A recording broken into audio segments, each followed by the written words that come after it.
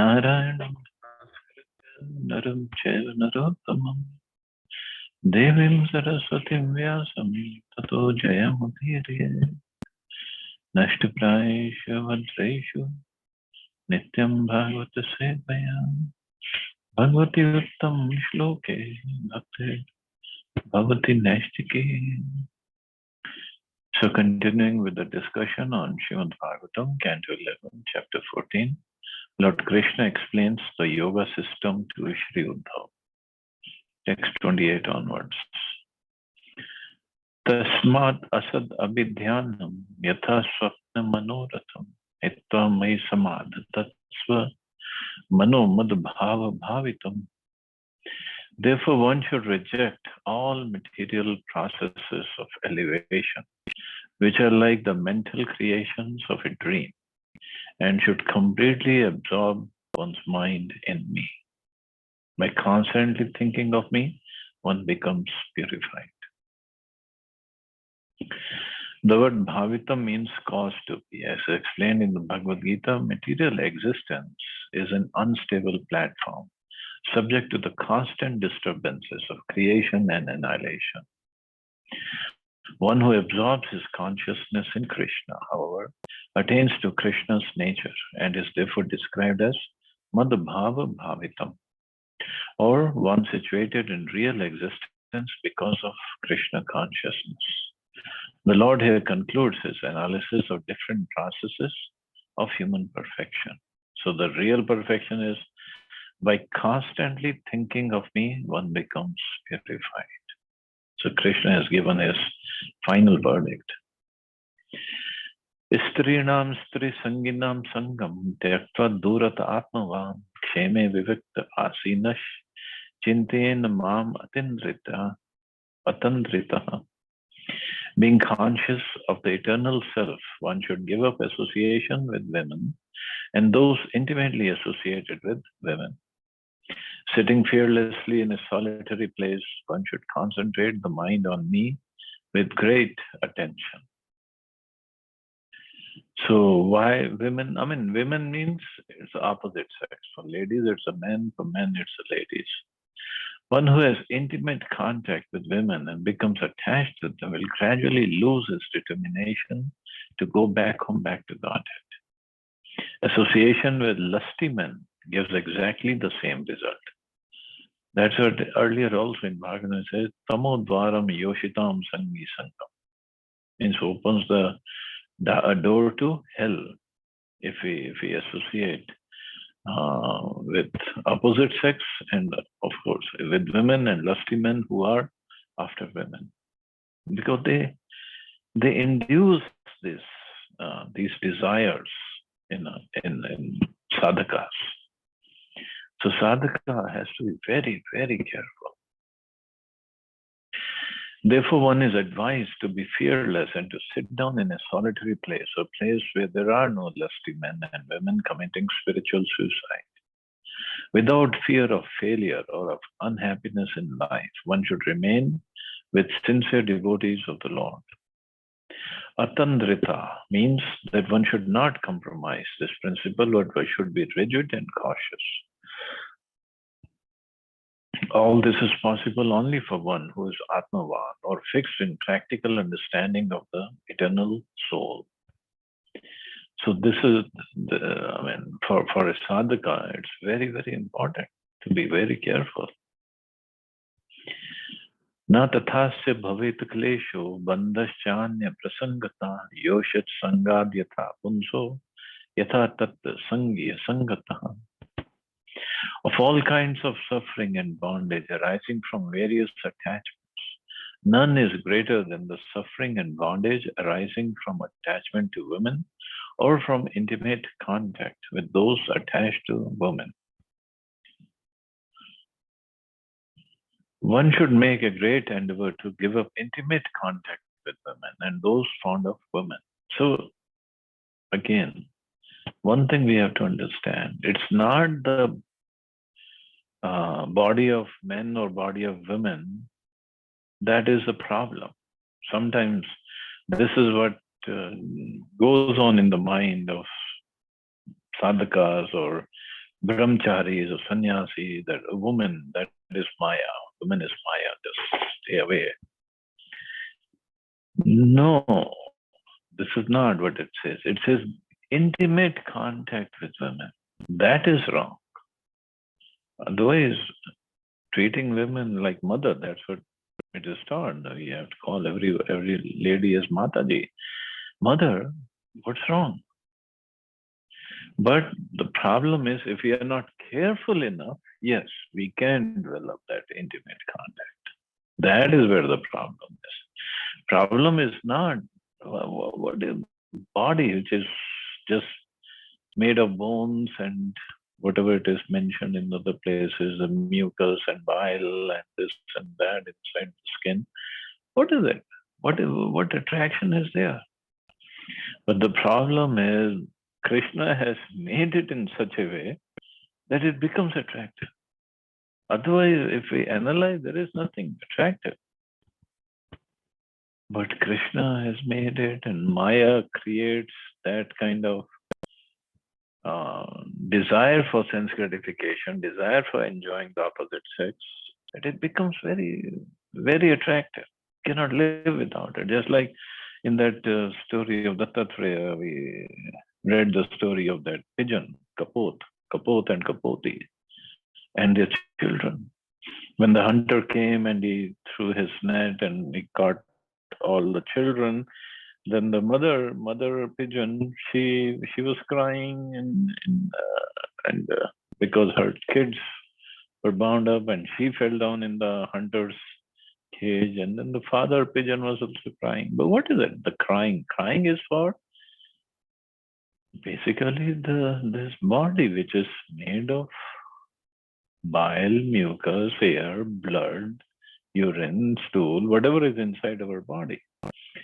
But the problem is Maya has created it in such a way that we become so attracted, so attached to this body and the body of our near and dear ones.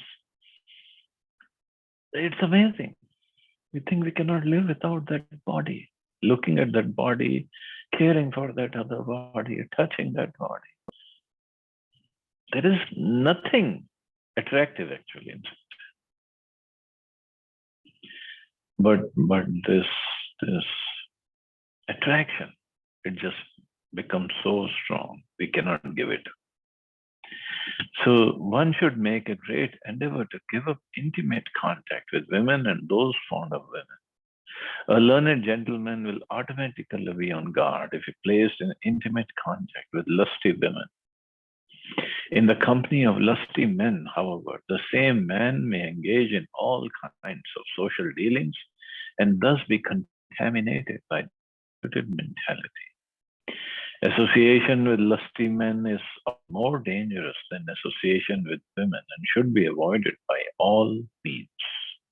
Because what is lusty man going to do? Is just basically he's going to talk about women and think of women and do everything to have association of women. So a sadhak should be very careful.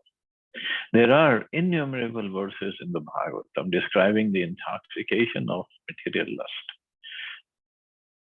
Suffice it to say that a lusty man becomes exactly like a dancing dog, and by the influence of Cupid loses all gravity, intelligence, and direction in life.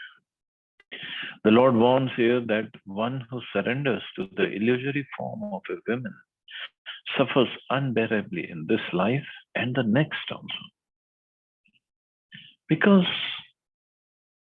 then one has to take birth again in a material body and then start all over. What's the point? Shri Uddhava Vacha Yatha Tvam Arvindaksha Yadrasham Va Yadatmukam Dhyayen Mumukshare Tanme Dhyanam Tvam Vaktum Arhasi. Shri Uddhav said, my dear lotus-eyed Krishna, by what process should one who desires liberation meditate upon you? Of what specific nature should this meditation be? And upon which form should he meditate? Kindly explain to me this topic of meditation. So here Uddhavji is asking which form one should meditate on. It's not like one should meditate on some light or energy or something. No. Even in Bhagavad Gita, Krishna spoke about meditation, 6th chapter, Dhyana Yoga. He talks about meditate on me, the form of Krishna, not just something impersonal.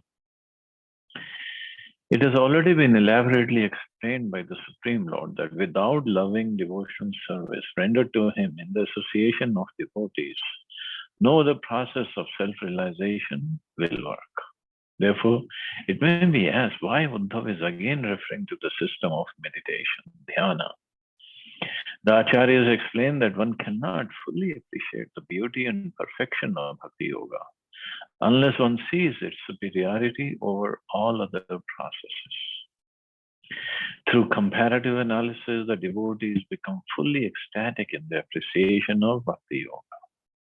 It should also be understood that although Uddhav asks about those who aspire for liberation, he is not actually a mumukshu, a salvationist.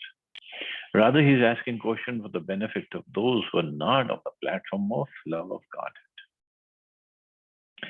Uddhav wants to hear this knowledge for his personal appreciation and so that those who pursue salvation or liberation can be protected and redirected to the path of pure devotional service to the Supreme Lord. Of course, Uddhavji is asking in Bhagavatam, and Bhagavatam is full of Bhakti Yoga. But if anybody only reads Uddhav Gita, then hopefully he can understand that this path of meditation or liberation is not the ultimate path. Bhakti Yoga is the ultimate path. Shri Bhagavan Vacha. Sam asan asina, samakayo yatha sukham, hastvat utsang adhaya svanasa agra krite kshana, pranasya shodhayena margam, pura kumbha kare chaka, viparyena ishane, abhyase nirjitendriya. The Supreme Personality of Godhead said, sitting on a level seat that is not too high or too low, keeping the body straight and erect yet comfortable, placing the two hands on one's lap, and focusing the eyes on the tip of one's nose, one should purify the pathways of breathing by practicing the mechanical exercises of Purak, Kumbhak, and Rechak. And then one should reverse the procedure, Rechak, Kumbhak, and Purak. Having fully controlled the senses, one may thus practice pranayam step by step. So it's not that easy, this meditation process. It's Ashtanga Yoga, and 8 angas are there. And here it is only talking about yogasanas. But other processes, it takes time to come to perfection. But and also in this, a perfectionist or a person who's doing meditation, he is dependent on his strength of doing all this pranayam and asana and this and that. There is no mercy involved from Krishna. So, further speaking in purport, according to this procedure, the hands are to be placed palms upward, one on top of the other. Thus, one may practice pranayam through mechanical breath control in order to achieve steadiness of the mind. As stated in the Yoga Shastra, Antara Lakshya or Bahira Drishti, Sthirachitta Susangata. The eyes which generally see externally must be turned inward, and thus the mind is steadied and fully controlled. So this process is actually very famous among people who want to make spiritual progress. Meditation. They talk about this. But do they really go to this stage, even get to this stage of eyes which generally see externally must be turned inward, and thus the mind is steadied and fully controlled. Does it really happen with them? No. Mind is always disturbed. This is, and especially in Kali Yuga, it's very, very difficult to control the mind.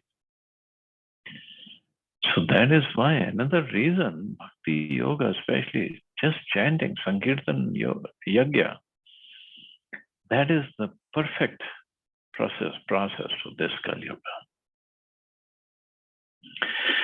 Hirde Vichinnam Okaram Ghanta Nadam Visoranavat Praneno Dhirya Tatrata Puna Samveshayet Swaram.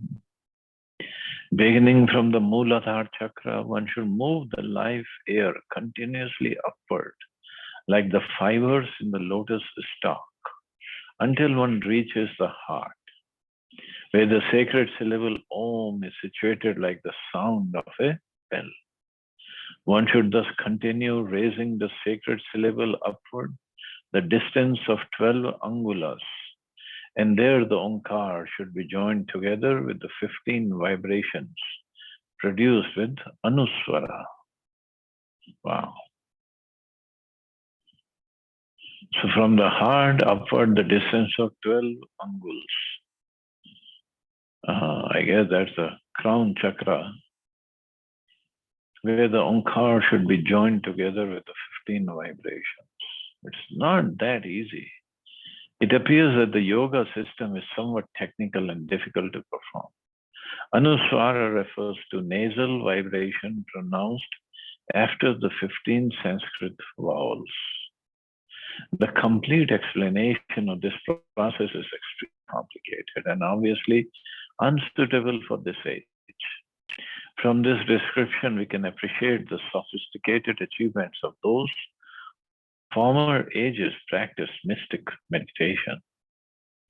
Despite such appreciation, however, we should stick firmly to the simple, foolproof method of meditation prescribed for the present age, the chanting of Hare Krishna, Krishna Krishna, Hare Hare, Hare Ram, Ram Ram, Hare Hare.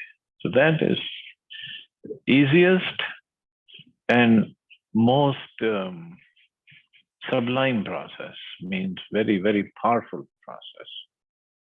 And if we give it up and do something else, you cannot achieve perfection. Evam pranava samyuktam pranam eva samabhyaset dash kritvastrish vanam masadar varjitani laha. Being fixed in the Omkar, one should carefully practice the pranayam system 10 times at each sunrise, noon, and sunset. Thus, after 1 month, one will have conquered the life air. So, only in 1 month, one can achieve this thing. Harit Pundari Kamanantastham Urdhvan Nalam Adomukham Dhyatvo Ardhva Mukham Unditram Ashtapatram Sakarnikam Karnikayam Nyaseta Surya Somagni Anuttarotaram. So anyway, I'll just skip all the Sanskrit shloka. I got too many shlokas together. Going to the translation. Keeping the eyes half closed and fixed on tip of one's nose, being enlivened and alerted, one should meditate on the lotus flower situated within the heart. This lotus has 8 petals and is situated on an erect lotus stalk. One should meditate on the sun, moon, and firing them one after the other within the whole of that lotus flower. Placing my transcendental form within the fire, one should meditate upon it as auspicious goal of all meditation. That form is perfectly proportioned, gentle, and cheerful. It possesses 4 beautiful long arms, a charming, beautiful neck, a handsome forehead, a pure smile, and glowing shark-shaped earrings suspended from 2 identical ears. That spiritual form is the color of a dark rain cloud and is garbed in a golden yellowish silk. The chest of that form is the abode of Srivatsa and the goddess of fortune. And that form is also decorated with a conch shell, disc, club, lotus flower, and garland of forest flowers. The two brilliant lotus feet are decorated with ankle bells and bracelets, and that form exhibits the Kaustubh gem along with an effulgent crown. The upper hips are beautified by a golden belt, and the arms are decorated with valuable bracelets. All of the limbs of that form captured, and the face beautified by merciful glancing. The senses back from the sense objects, one should be grave and self-controlled, and should use the intelligence to strongly fix the mind upon all of the limbs of my transcendental body. Thus, one should meditate upon that most delicate transcendental form of mind. So this is what the meditation should be on, not just on light or point or candle or whatever. No.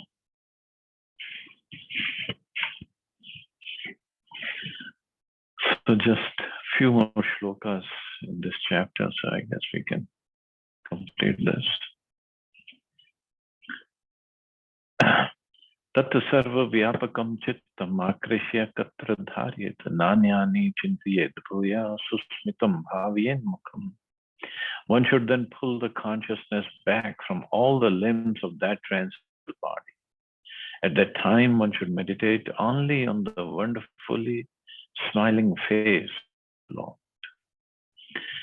Tatra labdha padam chittam akrishya vyomni dharyet tatcha tyaktva madharo na kinchintayet.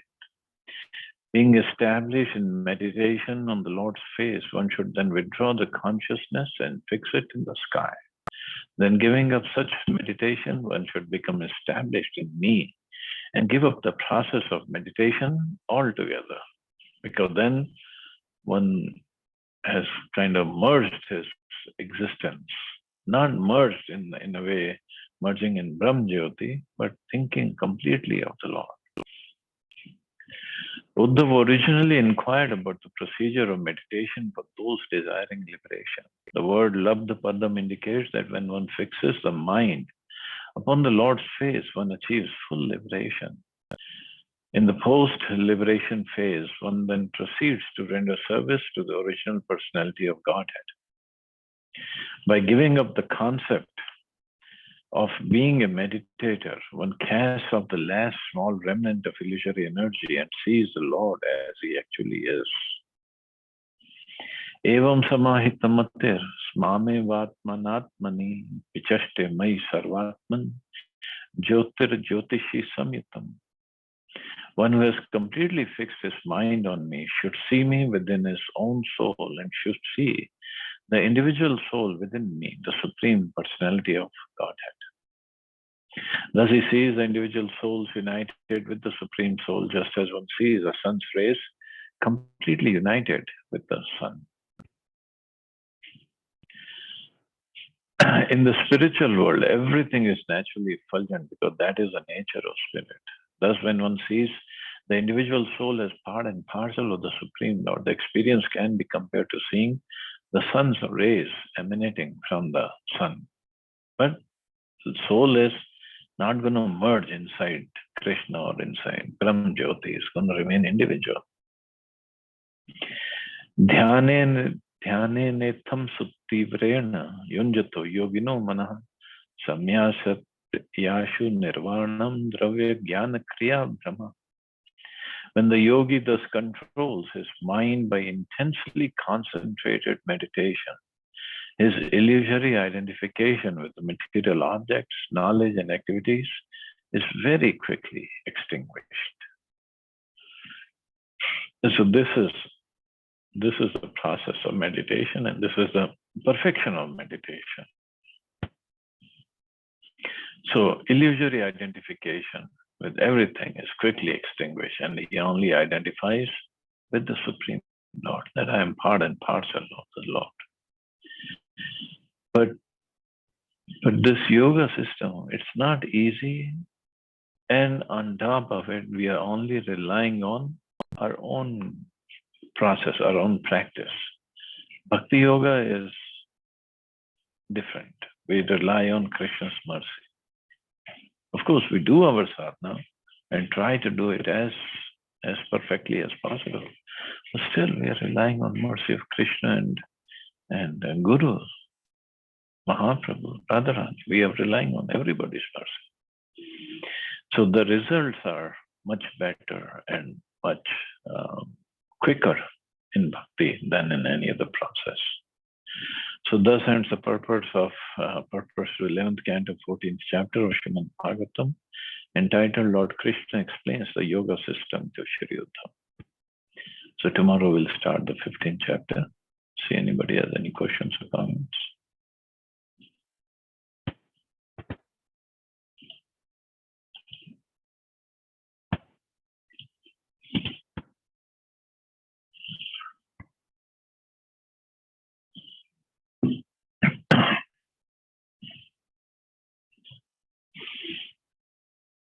Okay, you all have a safe and wonderful day. Hare Krishna.